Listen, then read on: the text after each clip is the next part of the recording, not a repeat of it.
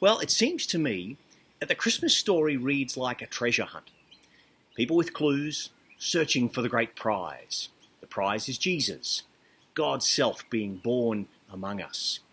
All manner of people are searching to find where, and they're asking the wrong question. The big question in this search isn't where, it's why. The shepherds. They're told by angels, God's cosmic messengers, to go to Bethlehem and look for the baby Jesus. The Bible says they told them that today in the town of David, a Saviour has been born to you. He is the Messiah, the Lord. And this will be the sign to you. You'll find a baby wrapped in cloths and lying in an animal feed trough. When the angels had left them and gone into heaven, the shepherds said to one another, "Let's go to Bethlehem and see this thing that has happened, which the Lord has told us about." So they head off searching for God, Jesus, asking where. But they should have been asking why. The magi, the wise men, they're wealthy, wise, switched-on blokes, and they have started to put the clues together. They're following the signs of the stars in the heavens until they get to Jerusalem. They're also asking where to find God who has come to live amongst us. They've travelled across deserts and along dangerous trade routes from a far-off country.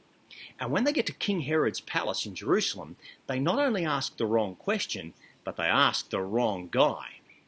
King Herod.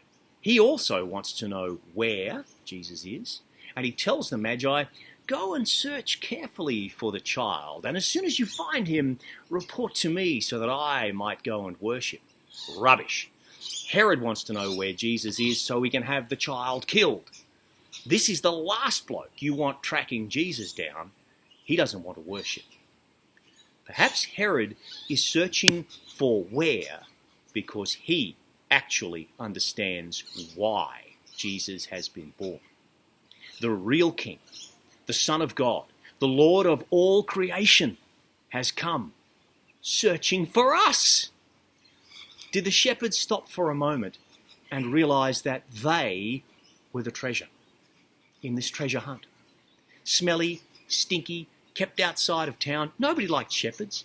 They were bad-mouthed, poor, and often homeless. Shepherds were somewhere about the same social status as lepers and thieves. They were unclean because they touched animals' poo every day and fixed up the injuries of the sheep.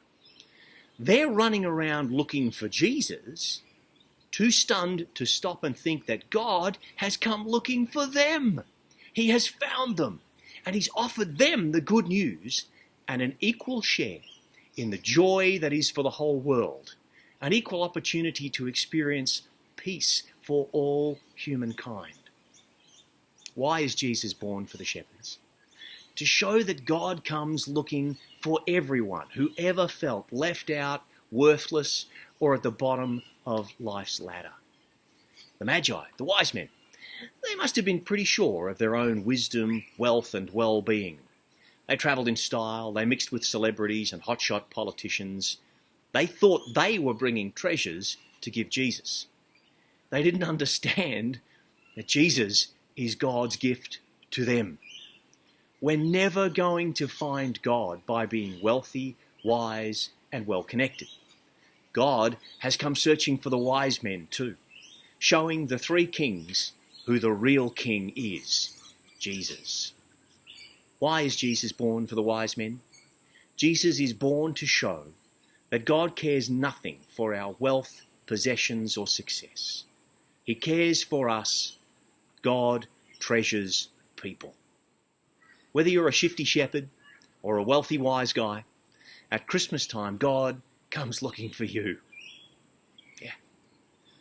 In Jesus, we meet God who wants to come searching our humanity and live with us. Jesus is born into a very average family. He grows up with brothers and sisters. He argues with his mum and dad. He makes friends and he hangs out by the water. He goes to school. He gets a job. All that stuff. God has come looking for us in the ordinariness of every day to transform our human lives into something sacred and wonderful when we realize that we are his treasure. The shepherds and the wise men understand, and they went on their way rejoicing and celebrating God's love for them. Christmas is a treasure hunt. God's looking for you. You are the treasure.